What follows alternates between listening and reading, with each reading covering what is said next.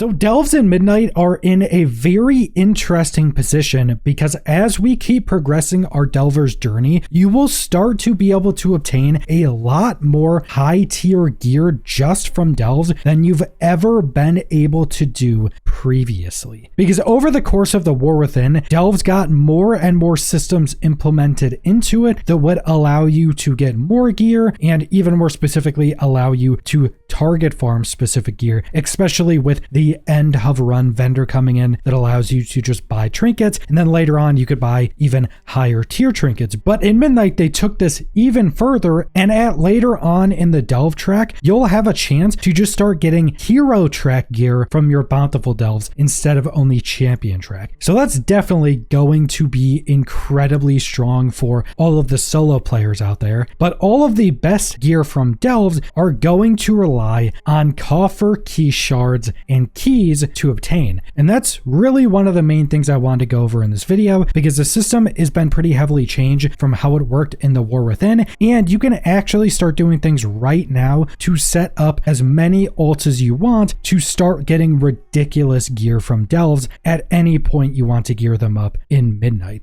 So the Coffer key shard and Coffer key system has been pretty heavily changed from the War Within. If you remember in the War Within, you were primarily getting your keys from completing weekly objectives at specifically max level. And then on top of that, you could just randomly get Coffer key shards from a bunch of other content that was quite annoying to do. And to know what all of the content could give shards, if you missed a world quest, you just missed out on shards. But in Midnight, it has been much more simplified and it's actually much stronger for some specific reasons. So in Midnight, you just have a weekly cap of Coffer key shards on every character, and this cap is 600, so 6 total keys. And anytime you enter a delve, if you have enough shards to make a key, which is 100, it'll automatically make a key. You can also buy a toy from one of the delve vendors that allows you to do it anytime you need to. That's not really important. Turning these things into keys isn't something that you actually have to worry about doing. You just automatically do it when you enter any delve. But the most important part you may have picked up on is that these Coffer key shards are on a weekly cap. These don't work like Crest where they are on a weekly cap, but that cap is increased every week. So if you start later into the season, you have all of that built up cap from previously in the season, so you could just go and farm and farm and farm Crest. But that doesn't work with Coffer key shards. You can earn 600 a week, and then the next week you can earn 600. The cap doesn't keep increasing. So that means that it is much more important to make sure you go get your Coffer key shards on any character you want every single week, because if you don't cap it out in a week, you're just losing possible keys. But a really nice side effect of this change is that you can go get your 600 Coffer key shards on all of your alts as well. And there's some very, very easy ways to go about getting these Coffer key shards, because pretty much everything in the open world gives these. You can go infinitely run prey runs. Those will give 75 every single run. For your set amount of weekly runs on prey, it'll give 75 every single time. And then I think you can just choose this as a reward for your infinite random runs as well. If you want to keep doing that, that's a good way to get them. You can do any of the outdoor activities. You can even loot the elite enemies in prey runs. Those will give some additional Coffer key shards. You can loot any of the randomly spawning chests in any of the zones. Those will give, I think it's like 4 to 8 Coffer key shards every single one. But the easiest and fastest method to cap out your Coffer key shards is killing rares. Just open world rares, any of the open world rares in every single zone. The first time you kill them each day, every single one will give you 50 Coffer key shards. This includes any of your non-level 90 alts. If you have a level 80 character in Midnight, you can go kill rares and loot them. They will still give you the 50 shards. And obviously that's going to be very, very strong for any character you want to play at all in season 1. Because what you can do on any character that you haven't fully leveled up yet, and you're thinking, maybe I want to play this character at some point in season 1, well, every week, just go do a route of killing rares. Also, make sure to get an add-on like Handy Notes or Rare Scanner or something like that. That'll show you where all the rares are. It's very easy to do. These rares aren't like super tough or anything, and you just have to go kill 12 rares on every single character, and they will be capped for that week. And it also seems that there is currently no overall cap for coffer key shards or keys. There is no limit to how many you can actually hold. There's just a limit on how much you can earn every single week. So you can have like 5,000 coffer key shards sitting on an alt, and when it comes to next week, you'll be able to still go get 600 more. So that's going to be a really important part of this for leveling and playing any alts, especially once we can get max level in the Delver's Journey, because as I mentioned, at some point, you'll just be able to get hero trek gear out of Bountiful Delves. And that brings me into some of the really important aspects of the Delver's Journey, in which will just start to give you more and more gear as you level it up more.